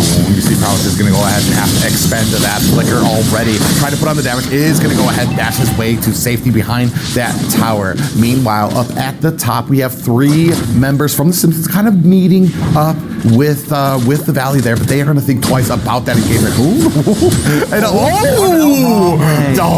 Unfortunately, Arville just a second too late, gets the wrong angle on Hoon as he falls with that Way of the Dragon into his own tower, so they're not able to capitalize onto it. You see Shark coming in, blazing duet from Cold World here. Is he going to be able to get back with that BMI? They're not even thinking about that. In comes Fallen down. We do see that. They come down with that ult right now. Here comes a Feather Airstrike right now as well. Fallen in a bit of trouble, taking a lot of damage. Is going to use that fit pose to get away. No. Auto attack from Mobazane, able to finish the job there, and they are not able to punish him. Fly Chicken coming all the way from the bottom lane to go ahead and put on some damage onto Arville. There goes that Mountain Chakra to go ahead and slow them down, give the Valley a little bit of vision on the map. So close, so close. And those are those minute things. When we talk about this game being a game of seconds and minutes, those of single HPs on the line, the Valley always gets away with those low amounts of health. But the Simpsons, right there, when one of them is low trying to get away, the Valley finds it, and they make sure you pay for it. Ooh, would you see the way the Dragon does? A latch onto Shark, and it's not able to enough to be able to go ahead and clean him up. Fly Chicken coming into the back line as well to go ahead and ward off Eugen there. Cold World coming in, but it's not going to be able to make anything happen here. And we are going into this next turtle. Promise is here trying to go ahead, let it be known that he is here trying to kind of cover down for this. I'm not sure if the Simpsons are in a position to go ahead and, there goes the Mountain Chakra. So now the Valley have a good, precise location. Basically take down Cold World off camera there. And now we are actuating onto that. Here comes the Tempest of Blade, and they're falling, able to pick up that turtle there. A great play by him. He has been showing the skill level on this Ling, which we haven't been able to see in NA for a very long time. All the people who always said, this Ling, what is wrong? Why Why doesn't anyone play Assassins? Well, tonight, guys, in this LAN event, we are seeing Fallen showing up right now for The Simpsons. The Simpsons really trying to hold this game together and put one on the map for themselves. The only problem is they haven't taken any towers. Yes, they've been getting those objectives on the map, but still not really able to catch a huge lead. They need to start converting these objectives into actual non-neutral objectives, into objectives taken from the Valley. Yeah, and we see down comes the Mountain Shocker. Going to go ahead and give the Valley a little bit of vision there so they know where the Simpsons are and what they can try to make happen here. You see a little bit of a dual lane up at the top, but Promise is in a little bit of a comfortable position there. Hey. Oh, Arville, he does get away with the Dragon. 3 members meet him in that bush, and that is just not the bush you want to be going into. Hoon comes in, about to answer with his own. He's going to go ahead and dash his way to the tower. Up at the top, we do see Bobazane clashing. We see that Tempest Blade coming down as well. Basic able to take down Cold World there. He's going to go ahead and get himself to safety. Fallen goes down to the hands of Mobazane. Basic, bro. On this Mia right now, I mean, it had a little bit of trouble up front, but Dave was right. Dave called it. All you got to do is sit there, basic attack, and actually output that damage. And if you can use that ultimate, that Blessing of the Moon Goddess to get that right position and wait for you to pop those skills, then it's GG's, man. You just run in, you bomb, and everyone drops. So at this point, the Valley is holding the lead in towers. Has been able to push in that top lane a lot, and this is going to force Promise up there, constantly defending to where as the rest of the team of the Valley can get involved in this lore. Yeah, and it's just such a smart play too, because if you're going to want to counter, the Mia, you have to go ahead and pick up that Wind of Nature, which means it's going to take you a little longer to get that Golden Staff, take you a little longer to get that Demon Hunter sword as well, and he can't sacrifice that right now if he wants to keep the Simpsons in some of these team fights. We see that the Valley going ahead, starting on this first Lord, maybe baiting it out a little bit. They don't seem like they really want to put the damage on it just yet. They just want to get Simpsons in a position that they can take advantage of. Oh, at the top you see a tower going down there as well. So and Mountain Shocker comes out here right now. Doesn't look like they're going to go ahead and take it. They want to know where the Simpsons are on the map right now. Down to half health is this first Lord, going over to the side of the Simpsons right now. They're both fading. Nobody really knows what they want to get out. Oh, Fallen! He's Fallen takes it again! His Retrifu is strong tonight. As we do see that the Valley is able to go ahead and pick up a kill there. Coldwell coming in with that Blazing Duet, not able to make anything happen, is going to go ahead and use that BMI to get out of the way. Promise coming in here on to Shark, gets ejected almost into the tower, but you see that Way of the Dragon, unfortunately. Oh, Promise gets taken out by Mobazane. I thought he would be safe. Unfortunately, Mobazane comes in to clean that up as well. We do see this tower going down. Cold World in some trouble here. Wings by Wings is gonna get Barge out of harm's way. Down goes Cold World. That is 2 members from the Simpsons going down. And even though you get the Lord, unfortunately, you lose players because you don't have the backup. You don't have like everybody in sync with what they should be doing at that point. Yeah, they're just once again a little bit too split up in these games, man. And they get the Lord. It's a great time to regroup and figure out what we're doing. You don't have the lead. You know, you stole the Lord, and you did it great. Like, that is a great play. But the thing is that doesn't mean you can just do whatever you want on the map. Wait a second, Fallen down. Fallen is a maniac right now, trying to put on that damage. We just have Shark follow him well off. Oh my God! Almost across the map, Shark had latched on, and he was not going to let go. We are still pushing in onto this mid tower right now. Cold World, Eugen, and Arville. It doesn't look like this mid tower going. Oh, we do see a Pepsi Blades with that IMU from Hood. Oh, the Dragon catches Hood, makes him pay. And up at the top, we see the Simpsons here. They're going to try to do the same. Up at the top, White Chicken coming in with that Benedetta. You see that final blow come out, and it is going to be enough to kind of ward off them. Here comes the Blazing Duet. Ejector has come out with the BMI gets Cold World to safety. Down goes Shark again. Tempest Blaze comes down. Mobazane gets himself to safety. Mountain Shocker down on the map. Actually takes Simpsons pretty low. But look at the comeback. Look at the gold. Simpsons have now officially taken a lead, and we're getting into this. What, 13 minutes into this game? I mean, this could be the Simpsons grounds right here as long as Basic doesn't pop off, right? We've seen Fallen continue to do more. White Chicken, though, does pick up this Blade of Despair. We're going to see a bit more damage from him at this point. But the Simpsons have brought this game back to a stalemate with Lord coming up in 24 seconds. The Simpsons have a nice foothold on it. And it seems that even if they don't have a nice foothold on the pit, Fallen can possibly steal it. Yeah, we see a little bit of engagement happening here. The Valley coming in. Here comes the final blow there. Fallen does get taken out by Basic. Fly Chicken able to take down Eugen. Mountain Shocker on the map right now, and there is not much to stop this push. Blazing Duet Cold World gets taken out by Mobazane. That is 3 for nothing right as soon as this Lord spawns. That's going to be the first Luminous Lord going over to the Valley.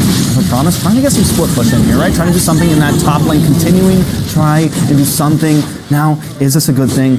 Is this a bad thing? That's my question. Are they always going off to split push a little too late or a little bit too early? Arvel taking a bit of damage here. Arvel gets taken out by Hoon. A lot of damage going on here. Oh my god, this might be it. They're not even going to wait for the Lord. Oh, what a flicker! Able to throw Eugen in and clean him up. Promise gets taken out. They are at the core, half health. There goes the Blazing Duet. Is it going to be enough? It is not. The Valley take game 3. That was a game for the record books. That was a game for the legends themselves. The Valley come in and clean up with a composition that a lot of us didn't expect it, but pulled it off.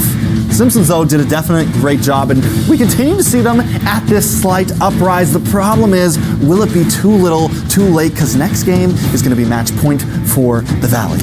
Yeah, just such interesting compositions here. I almost thought it was 2021 again when we see Mobazane on that Yusun Shin there, and then just their cohesion there, and that's the problem you get with people here that with a team that just has this skill level, has these strategies in mind as well. But you can take a look at the stats here as well.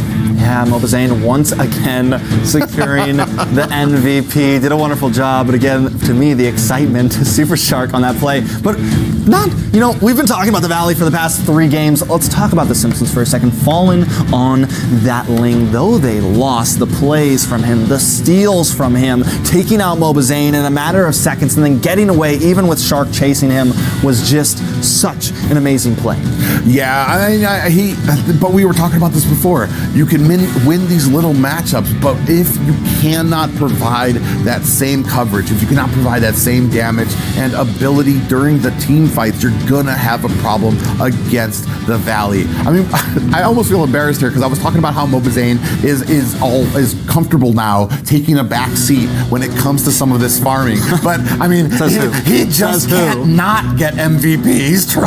I mean, when you're Mobazane, just the highlight reel here for these, especially with him always there. Nobody from The Simpsons was able to get away with a little bit of health because he was always in a position to go ahead and clean that up. Most definitely. Now, after that, we will be passing it back. What do you think, Dave? Oh my god, the wittiness from the Valley, right? You saw when they're behind, you still have the Mia coming out with the ultimate, just finding the 2 kills in the mid lane, and that turned a whole game around. Killing the Farsa, killing the lane. What a beautiful play. But ladies and gentlemen, we actually got something special. The voice comm of the Valley coming at you. Be ready. Nice. Ready. Pressure.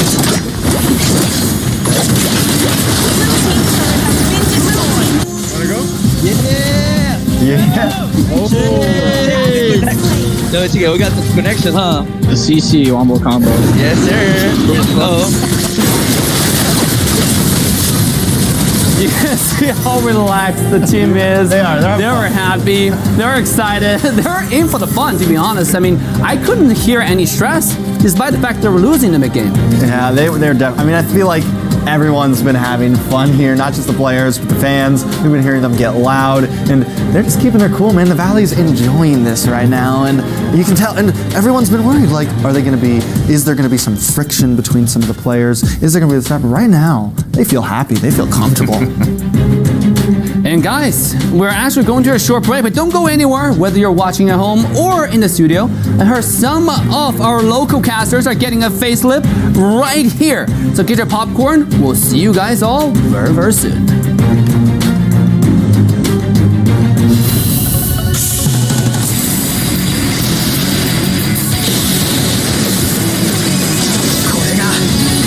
の力だ。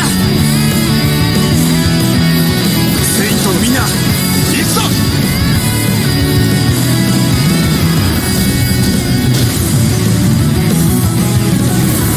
登れ竜よ、天高く。ロザン百竜派。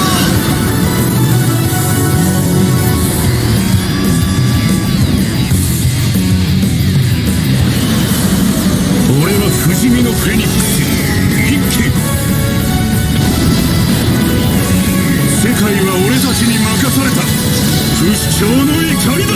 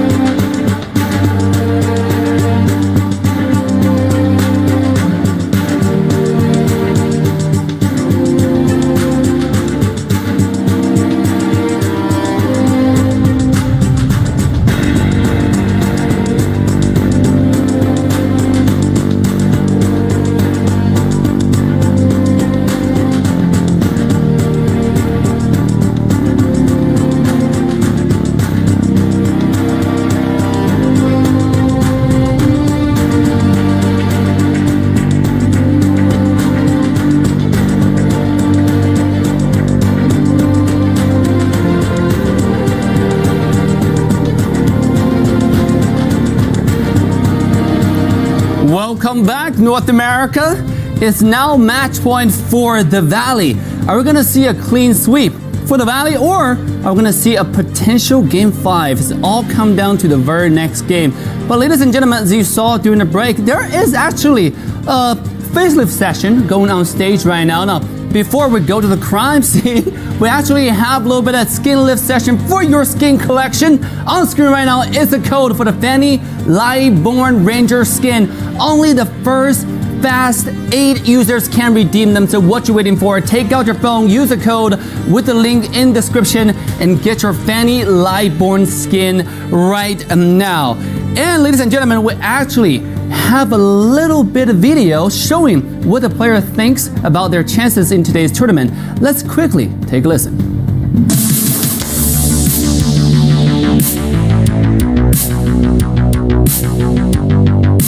I think in terms of practice in America, it doesn't matter. The only thing that really defines whether we do good at M4 or not is the practice we get in Asia prior to M4. They take us seriously individually. Of course, sometimes now we have new players, they might not take the newer players seriously, but they definitely take the ones who were there at M3 very serious.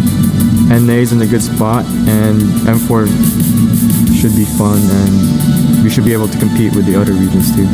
To go to M4 and to win it all is a very challenging thing.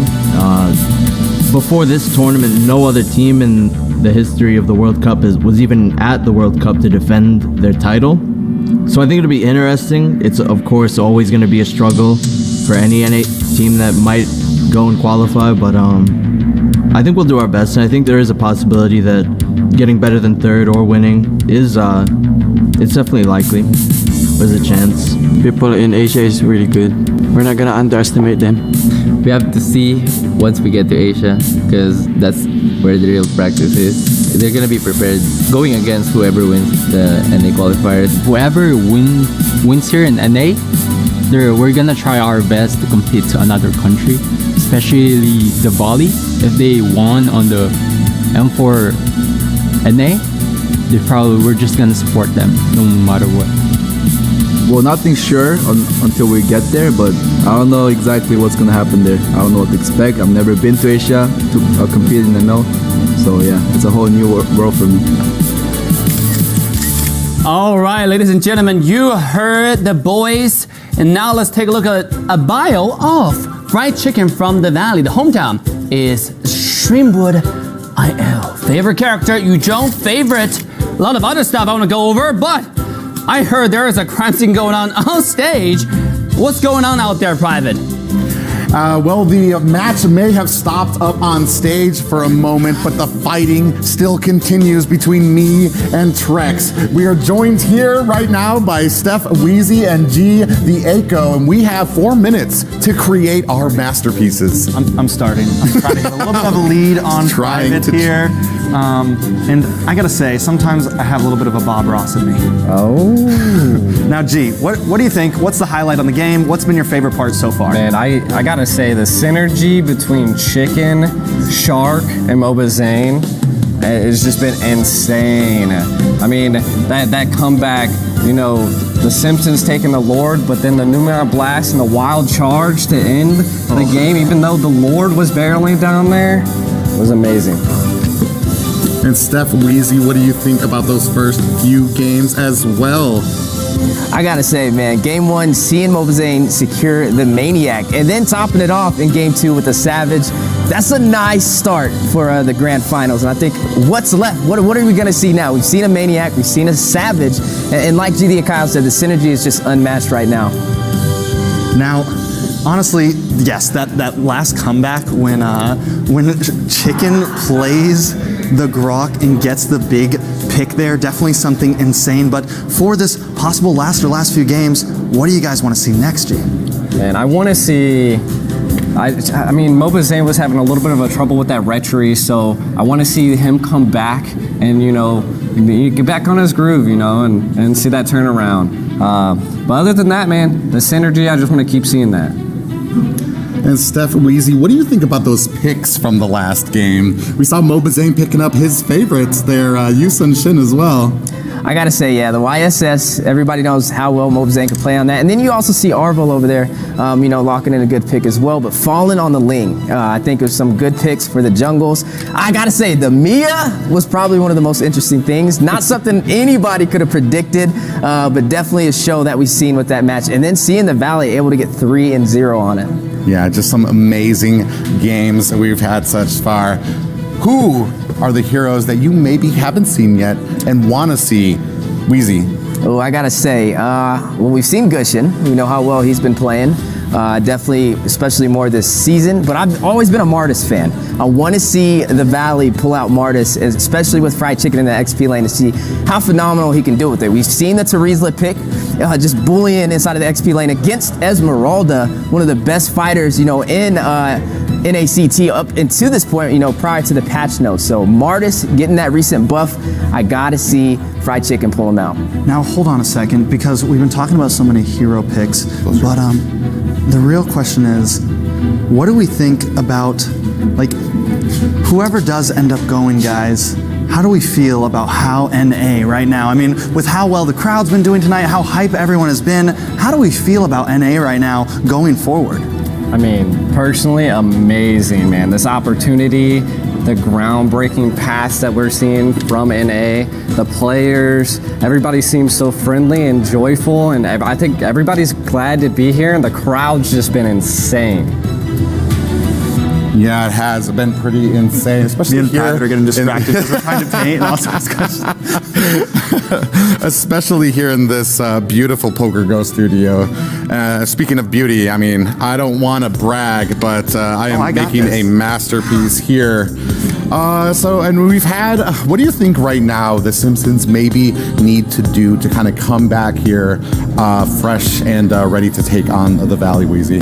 Well, I would definitely say, it starts inside of the lanes, the side lanes. XP lane, we're looking at Fried Chicken going against Promise. I want to see a couple of hero picks that could create opportunities. We've seen the Grok versus the Lapu, not really any heroes that can create the opportunity for cuts, just kind of being more of a stalemate. And then the other game when we saw Terizla over there by Fried Chicken going against Promise, and he was able to cut and create opportunity for the Valley, which led to a victory. So I want to see a little bit more pressure from the side of the Simpsons to be able to do cuts in the XP lane to create that opportunity on those major objectives such as the Turtle and Lords. Gee, you're gonna have to run this because I'm having a little bit of a disaster on your forehead. And just tell me whatever you want, man. How you feeling about the fans? Dude, I mean, the fans, the teams, man. I just can't. Last game was pretty insane. I was glad to see Fallen taking out that Ling. The retries coming from him was insane. And I can't wait to see more. And I just hope that it doesn't end in this next game. I am just in love with this work. There's been many things, there's been many masterpieces that have come from Private Dancer, but this is the top of them right now. So Wheezy, you guys like that, fans? We're laughing at him, but not my jokes. Okay, guys. Okay. So you've been in this for a while. You've played a lot of roles. You have been the coach and part of a team that did decently in the NACT. What do you think is important for teams coming here and competing in North America? I'll say it definitely starts with the right mentality. You have to go into this with a game plan, but you also got to go into it with some good players. Synergy is definitely one of the things, and sometimes synergy comes with time. It's definitely hard to get that naturally, but over time, I feel any team can build it. And then also, just doing research on teams, also knowing what the patch notes have to offer. If you can pull that off, you have a greater chance of success, and that's what we're seeing with the Valley. A lot of players with the master of the craft, watching these patch notes and knowing exactly who to play in every single situation. Most definitely. Now, so, I'm still just I'm reaching right now because my thought is really on this NACT I'm trying to put on your forehead. Now, seeing how well this, I think we were all super surprised by how many people showed up. Me and Private could hear all of you guys screaming through the doors. And this is supposed to be a soundproof room that we're in, right? But we can hear you guys. What do you want to see for the next event in North America? Bigger venue, things like that. I mean, the venue here is amazing. A bigger venue would be amazing. To be honest, I want to see more leagues. I want to see more tournaments. I want more reach more talent to come out. And if you guys are listening and tuning in and you're in NA and you want to shine, you have your opportunity. You guys have been here in and out for a few hours, out taking part of the activities here. We've seen some cosplays here as well. Which one has been your favorite cosplay here today? I gotta say, it's a tie between, all three of them are really good. We've seen Selena, we've seen Wan, we've also seen Nana. But I gotta give it to the Wan. Almost spot on with every single detail. They have been amazing. Watch out. Watch out, Private. Listen here, Private.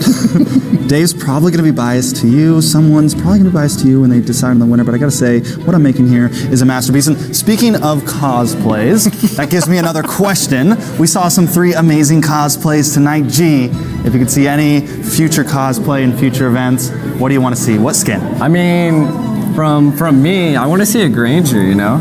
A lot of people were hoping that I would actually cosplay that, but I just wasn't able to this time around. And another one would be a Veil. Okay. So, let me ask you, if you were going to cosplay something, what would it be? Well, you see, I've been waiting for this question my whole life. I feel like Mobile Legends made Brody just for me. So after this event, you know, I'm saying it now, it's going to be an NACT Wheezy skin for Brody, right here, with this that Private's doing right now. I want a Khalid skin then. I want a Khalid skin. I'm going to need one, or at least just another Khalid skin. That'd be cool. Oh gosh. G, let me see what Wheezy's looking like over here. All right. I think I got this.